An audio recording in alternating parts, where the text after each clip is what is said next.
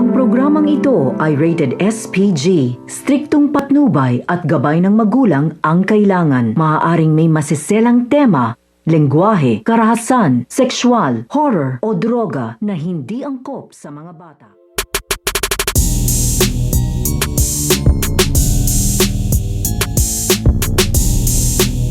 Ang sikretong mabubunyag dito nga sa pagkatao nito nga ni Ramona at ito nga si Lolita. Dahil ito nga si Ramona at ito nga si Lolita ay magkapatid nga dito at bumukod nga lang dito ito nga si Lolita dahil naghahangad nga ito ng magandang buhay at ang nga daw niya dito nga daw lumaki ang masawi nga daw ng mahirap. Kaya nga ito nga si Ramona ay hindi na nga niya dito pinigilan itong kanyang kapatid na ito nga si Lolita na lisanin nga dito ang kanilang bayan upang bumaba nga ito dito nga sa bundok at makipagsapalaran nga daw ito dito nga daw sa baba. Kaya sa pagbaba nga nito nga ni Lolita ay dito naman niya nakilala ito nga si Armando. Kaya ito nga si Lolita ay unti-unti nga dito nakalimutan ng kanyang kapatid na ito nga si Ramona dahil maganda na nga dito ang naging buhay nito nga ni Lolita. Kaya hindi na nga siya bumalik ng tuluyan dito nga sa kampo nga ng kanyang kapatid na ito nga si Ramona. At sa muli nga nilang pagkikita ay magkakagulatan nga dito ito nga si Lolita at ito nga si Ramona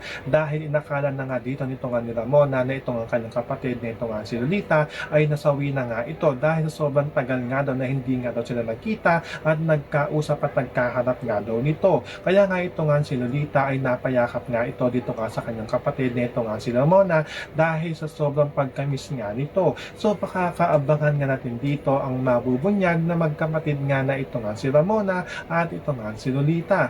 Yan ang ating mga pakakatutukan at pakakaabangan dito nga lang sa FPJ San Provinciano.